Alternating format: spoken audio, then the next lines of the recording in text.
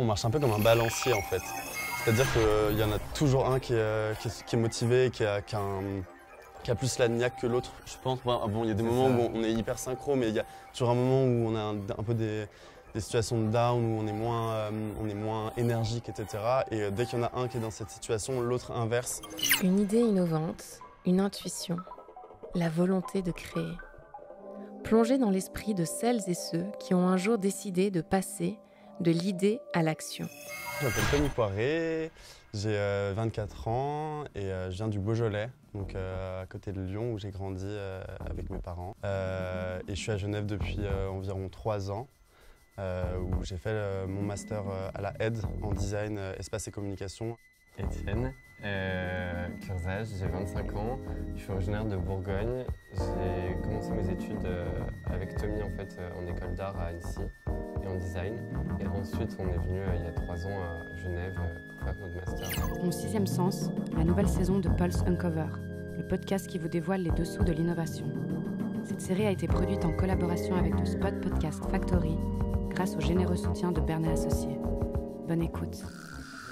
Alors en fait on s'est rencontrés à l'origine en prépa, dans une école préparatoire à Beaune en Bourgogne. Donc on a commencé à créer des liens, etc. Et ensuite à la fin de cette année-là, on est parti.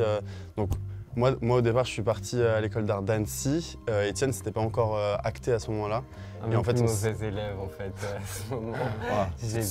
J'ai pas poussé à fond en fait l'idée de rentrer en école d'art et mes concours. Donc j'étais recalé dans toutes les écoles. Et j'ai passé un été à refaire mon dossier et j'ai été pris à Annecy. C'était plus le destin.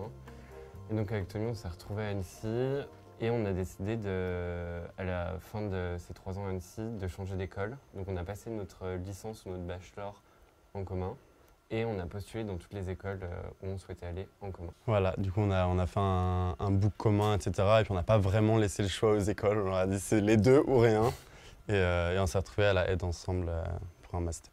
Ça fait, je dirais, 5 ans qu'on savait, 4 ans 4 ans qu'on savait qu'on allait vraiment monter notre studio à la suite. C'était la seule idée qu'on avait en tête de monter notre boîte ensemble et de créer des projets ensemble à la suite. Le campus de la Aide aujourd'hui sont 4 bâtiments dits H-E-A-D. Voilà, c'était le plus simple et le plus évident et au fond le plus juste. Après, on avait les Arts Déco à Paris, les Beaux-Arts de Lyon et l'école de design de Saint-Étienne qui nous ont acceptés, mais on a choisi la Aide. Par rapport à l'ampleur de l'école, le fait que le master était aussi international, par rapport aux intervenants qui viennent et aux profs, parce qu'aussi d'aller dans des écoles d'art ou design différentes, ça change en fonction des profs et des intervenants et c'est ça qui est intéressant. Et comme on a commencé nos études à Annecy, on trouvait ça intéressant en fait, de ne pas partir non plus très loin et de garder un périmètre de contact avec les personnes avec lesquelles on avait commencé à évoluer. En fait, quand on est arrivé à Genève, on ne connaissait pas Genève, on n'aimait pas Genève. Et ça a très vite changé. Et en fait, nos bâtiments n'étaient pas très loin de chez Pulse. Et on a vu ça sur les réseaux sociaux assez vite. Et on a connu des anciens étudiants qui étaient là et on s'est dit oh, c'est impressionnant en fait la possibilité qu'ils ont de pouvoir continuer leur travail tout en étant entrepreneurs. Et c'est vrai que ça nous a un peu questionné. Après, on s'est vraiment lancé dans notre master, Et on a toujours eu cette petite bulle en tête, Pulse, je pense. Et de rencontrer d'anciens étudiants et certaines personnes.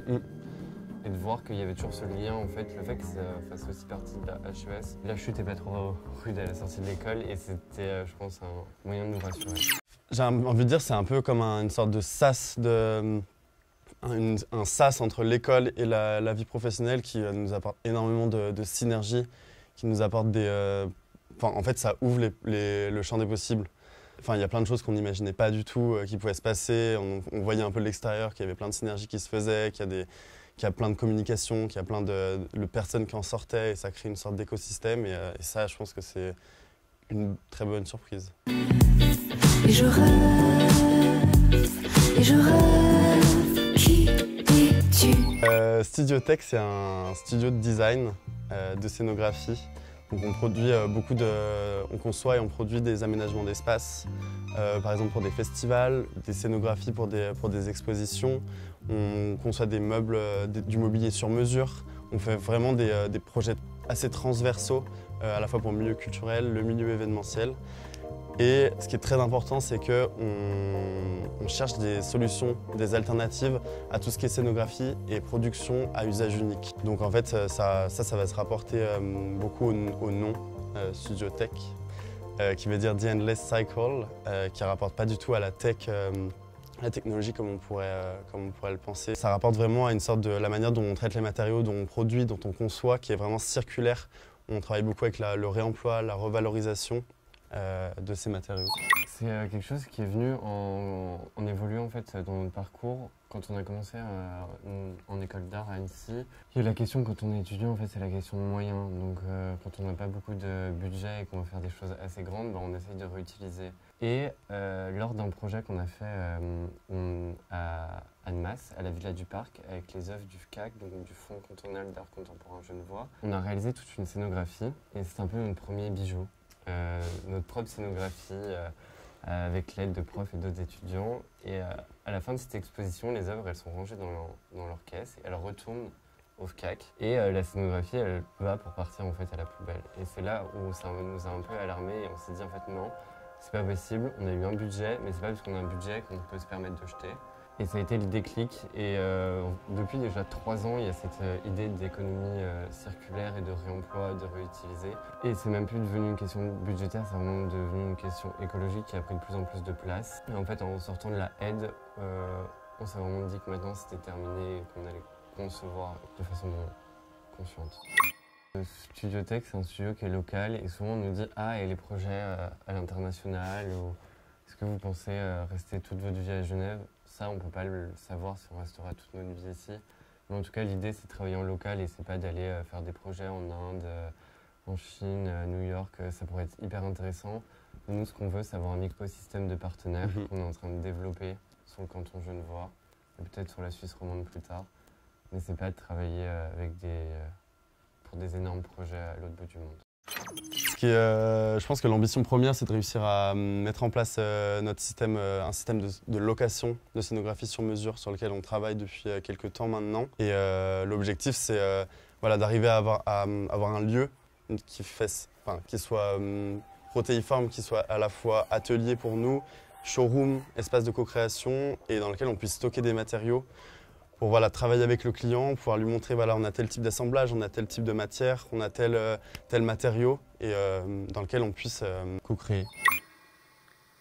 En fonction des capacités qui sont là, en nous, nous irons aussi loin que nous en sommes capables. Je pense qu'on met tellement d'investissement et d'énergie qu'on est hyper content. Et depuis notre arrivée à Apple, c'était il y a 9 mois finalement, ça va crescendo. Et pour l'instant, on est très contents. Depuis le début, on a un soutien très très fort. Nos familles sont à fond derrière nous. Quoi qu'il arrive, on sait qu'ils sont là, qui nous accompagneront. Et puis, on a des amis très proches qui sont là et qui croient en notre projet, avec qui aussi on peut collaborer, avec qui on fait des projets, avec qui on parle de ce qu'on fait. Et puis, c'est hyper aidant. C'est ça aussi que le projet avance en fait. Ouais. C'est que quand on en parle aux gens, les gens croient en ce qu'on dit et en ce qu'on fait, et donc on a envie de leur en montrer plus.